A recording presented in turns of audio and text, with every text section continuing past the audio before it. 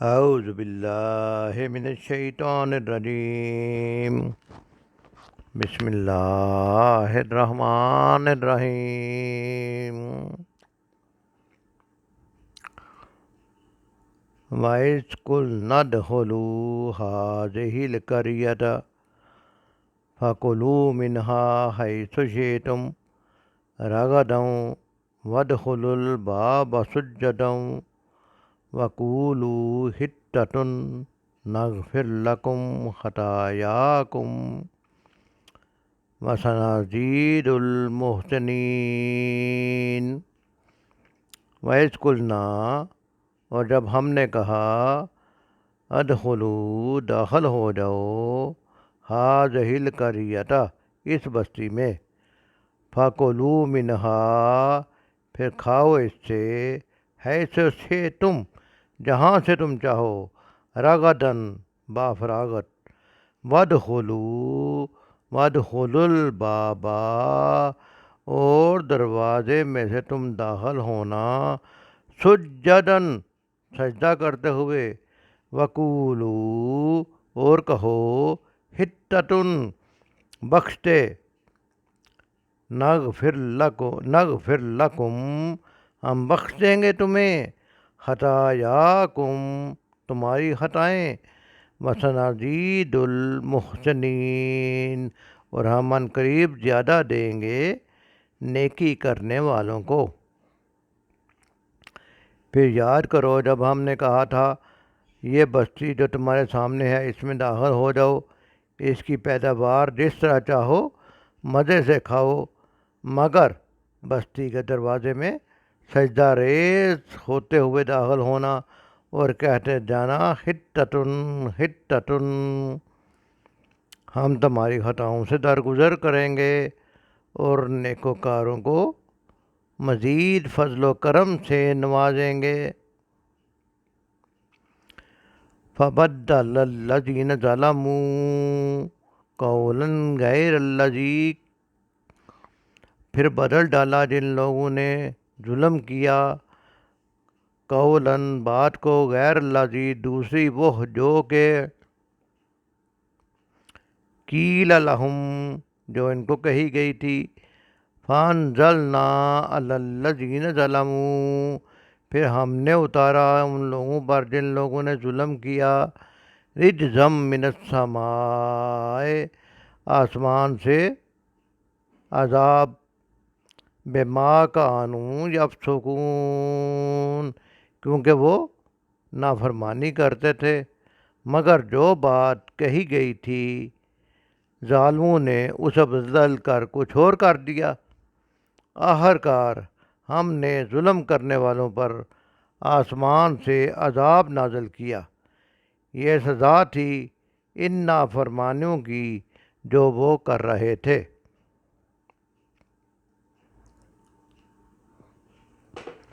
سورۃ البقرہ کی آیت نمبر 58 اور 59 کا مطالعہ ترجمہ کے ساتھ کیا گیا ہے۔ اللہ کی توفیق سے ہم اس کی مختلف مفسرین نے اس کے جو مفہوم اور اس سے ریلیٹڈ جو وضاحتیں لکھی ہیں ان کا مطالعہ بھی کریں گے۔ ڈاکٹر محمد اسلم صدیقی صاحب تفسیر روح القرآن میں لکھتے ہیں کہ گزشتہ آیت کریمہ میں ہم پڑھ چکے ہیں کہ اللہ تعالیٰ نے غیر معمولی اور معجزانہ طریقے سے ان کی غذائی ضرورتوں کو پورا کرنے کے بعد فرمایا کہ یہ تم پر اللہ کے احسانات ہیں، جن کا تقاضا یہ ہے کہ جب اپنی غذائی ضرورت کو پورا کرنے اور لذت کام و دہن کے لیے ان نعمتوں سے استفادہ کرو تو اس پر اللہ کا شکر ادا کرو اور اس کے احکام کی بجا آوری کو کبھی نہ بھولنا۔ تو جس اللہ نے ہمیں پیدا کیا ہے اس کے نعمتوں سے استفادہ کرتے ہوئے دو باتیں ہمیں بھی ذہن میں رکھنی چاہیے۔ پہلی بات یہ ہے کہ اللہ کی نعمتوں کو استعمال کرتے ہوئے اللہ کا شکر ادا کرنا چاہیے، اور دوسرا یہ کہ اس کی نافرمانی سے بچنا چاہیے، اس کے احکام کی بجا آوری کرنی چاہیے، اور احکام کو جاننے کے لیے قرآن کا مطالعہ بھی کرنا چاہیے۔ دین کی مجلسوں میں بیٹھنا چاہیے، دین کے ساتھ اپنا وقت لگانا چاہیے، تاکہ اللہ والوں کی مجلسوں میں بیٹھیں، دین کو پڑھیں، تفسیریں پڑھیں، اور اللہ کے دین کو سمجھنے کی، اللہ کے کلام کو سمجھنے کی، اللہ کے پیغام کو سمجھنے کی کوشش کر دی جائے۔ لیکن ہوا کیا؟ ساتھ ہی یہ بتا دیا کہ بنی اسرائیل نے آئندہ حالات میں اللہ کی نعمتوں کا شکر ادا کرنے کے بجائے ناشکری کا رویہ اختیار کیا، اور اللہ کے احکام کے اطاعت اور بجاوری کی بجائے انکار اور معصیت کو اپنا طرز عمل بنا لیا۔ اسی شکر کی ادائیگی کے لیے انہیں یہ حکم دیا گیا کہ جب تم شہر میں داخل ہو تو تمہارے رویے سے یہ نہیں معلوم ہونا چاہیے کہ تم ایک ایسی فاتح قوم ہو جسے اپنی طاقت اور قوت پہ ناز ہے، اور جو اپنے آپ کو فرعون سمجھتے ہیں، بلکہ تم شہر میں اس طرح داخل ہو کہ شہر کی فصیل کے دروازے سے جب تم گزرنے لگو تو تمہارے سر اللہ کے حضور عاجزی اور بندگی کے تصور سے جھکے ہوئے ہوں۔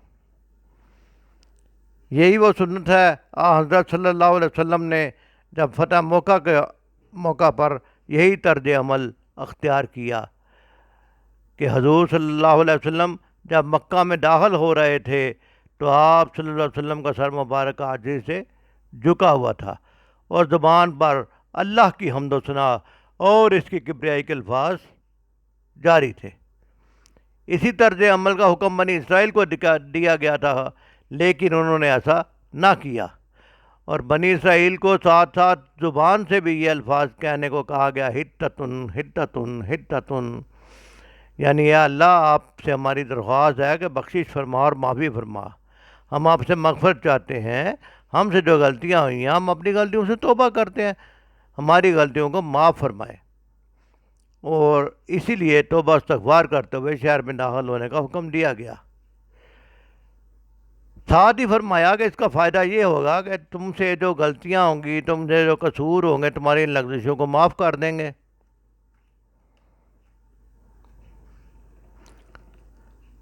نغفر لکم خطایاکم، نہ صرف تمہاری غلطیوں کو معاف کر دیں گے بلکہ سنزید المحسنین، اگر تم لوگوں کے ساتھ احسان کرو گے، محسنین بنو گے، احسان کرنے والے بنو گے، تو آپ اپنے فضل و کرم کا اور اضافہ فرما دیں گے۔ جب تک تم اپنے کردار اور کی خوبیوں کو زندہ رکھو گے، اس وقت تک تم اس زمین پر عزت اور بلندی کے ساتھ زندہ رہیں گے۔ فتح موقع پر حضور صلی اللہ علیہ وسلم کا طرز عمل اور آپ کے صحابہ رضی اللہ تعالیٰ عنہ استغفار اور ذکر اللہ بھی کرتے رہے، ایسا ہی طرز عمل تھا جو اللہ کو مطلوب تھا۔ ساتھ ہی عام معافی کا اعلان بھی کر دیا گیا۔ جب آپ صلی اللہ علیہ وسلم کے بدترین دشمن بے بس آپ کے سامنے کھڑے تھے تو آپ صلی اللہ علیہ وسلم نے بجائے سزا دینے کے معاف فرما دیا۔ آپ کے اور صحابہ کرام کے اسی طرز عمل کا نتیجہ تھا کہ پورا جزیرہ عرب 2 سالوں میں ہی آپ صلی اللہ علیہ وسلم کے سامنے سرنگوں ہو گیا۔ لیکن بنی اسرائیل ایسی نافرمان قوم تھی کہ اس حکم کے ساتھ انہوں نے کیا سلوک کیا؟ انہیں کہا گیا تھا کہ اللہ سے بخشش مانگتے ہوئے حتتن حتتن کہتے ہوئے داخل ہونا، لیکن جو کچھ انہوں نے کیا انہوں نے یکسر اسے بدل ڈالا، اس لفظ کو مذاق بنا دیا اور ایک ایسے لفظ سے بدل ڈالا جس کا اللہ نے حکم نہیں دیا تھا، بلکہ وہ ایک قسم کا مذاق بن کر رہ گیا۔ اور بجائے اس کے کہ شہر میں فاتح کی حیثیت سے داخل ہوتے اور یہ ظاہر کرتے کہ ہم اللہ سے ڈرنے والے بندے ہیں اور تمہارے لوگوں کے ساتھ عدل و احسان کا سلوک کرنے والے ہیں، انہوں نے اپنی زبان اور عمل سے ثابت کیا کہ ہم ایسے لوگ ہیں جن پر صرف شکم کی حکومت ہے، جو صرف پیٹ بھر کر کھانا جانتے ہیں، جن کی شکم کی ضروریات کبھی ختم ہی نہیں ہوتی۔ یہی قوم من و سلوہ کی عادی، جب اس کو من و سلوہ ملتے ہوئے فراغت میں مل رہا تھا تو انہوں نے کہا کہ ہم کھیتی باڑی کرنا چاہتے ہیں، ہم یعنی کہ فراغت میں یہ اللہ کا ذکر کرنے کے بجائے اس کھیتی باڑی اور دنیا داری کی زندگی انہوں نے پسند کی۔ تو پھر اللہ نے کہا ایک بستی میں داخل ہو جاؤ، لیکن سجدہ کرتے ہوئے، سجدہ ریز ہوتے ہوئے داخل ہونا، پھر جو احسان کریں گے ان کے ساتھ اللہ تعالیٰ جو احسان کا معاملہ فرمائیں گے۔ لیکن جو قوم صرف جس کی نظر شکم پر ہو، اس کی بڑے حد سے بڑی ہوئی خواہشیں ظلم کا راستہ کھول دیتی ہیں، اور بلکہ لوٹ کھسوٹ میں یہ لوگ جو ہے مبتلا ہو جاتے ہیں، لوٹ کھسوٹ میں شامل ہو جاتے ہیں۔ یہی بات اللہ تعالیٰ کو ناپسند ہے، اور یہی بات اللہ تعالیٰ کے غضب کو دعوت دیتی ہے۔ اور بنی اسرائیل عیش و عشرت میں اس حد تک اندھے ہو چکے تھے کہ اہل شہر کی دعوت پر ان کی مشرکانہ قربانیوں میں بھی شریک ہونے لگے۔ کسی مشرکانہ رسم و رواج میں شریک نہیں ہونا چاہیے، یہ چیز اللہ کے بہت زیادہ غضب کو دعوت دیتی ہے۔ اس پر اللہ نے ایک سخت وبا بھیجی، اور یہی وہ عذاب ہے جس کا اس آیت میں ذکر فرمایا گیا ہے کہ ہم نے ان پر آسمان سے عذاب نازل کیا۔ جب انہوں نے اس کلمے کو بدل ڈالا تو پھر اللہ تعالیٰ کی ناراضگی آئی، اور اللہ تعالیٰ نے ان لوگوں پر جنہوں نے ظلم کیا تھا اپنی طرف سے آسمان سے عذاب بھیجا۔ کس وجہ سے؟ بما کانوا یفسقون، یہ سزا تھی ان نافرمانیوں کی جو وہ کر رہے تھے۔ لہذا انسان کو اللہ تعالیٰ کی فرمان برداری میں زندگی گزارنی چاہیے، اللہ تعالیٰ کے احکام کا مذاق نہیں بنانا چاہیے، مذاق نہیں اڑانا چاہیے، بلکہ تابع داری اور فرمان برداری کے ساتھ زندگی گزاریں۔ اگر عذاب اڑائیں گے، اگر مذاق اڑائیں گے عذاب کو، تو اللہ کا عذاب جو ہے وہ آ سکتا ہے، اور کسی بھی وقت اللہ تعالیٰ کی پکڑ آ سکتی ہے، اور اللہ تعالیٰ کی پکڑ بڑی سخت ہے۔ یہی بنی اسرائیل کے ساتھ ہوا، اور یہی امت مسلمہ کے لیے سبق ہے کہ جب اللہ کی نافرمانی کسی جگہ پہ بڑھ جاتی ہے تو اللہ تعالیٰ اس کو اپنی اس آبادی کو، اس بستی کو، ان لوگوں کو اپنی ناراضگی کا اور اپنے عذاب کا جو ہے وہ مستحق ثابت کرتی ہے۔ ایسی آبادی، ایسے لوگ، ایسے بندے، اور بہت ساری مشکلیں جو ہیں انسان پر اپنے ہاتھوں کے کیے ہوئے اعمال کی وجہ سے آتی ہیں۔ اللہ تعالیٰ سے دعا ہے کہ اللہ تعالیٰ ہمیں اپنی رضا کے کاموں میں زندگی بسر کرنے کی توفیق عطا فرمائے، اور اپنی ناراضگی کے کاموں سے بچنے کی توفیق عطا فرمائے، تاکہ ہم پر نہ آسمان سے عذاب نازل ہو، نہ دنیا میں ہمارے لیے مشکلات آئیں۔ اللہ تعالیٰ ہمیں بہتر عمل کی توفیق عطا فرمائے۔ وما علینا الا البلاغ۔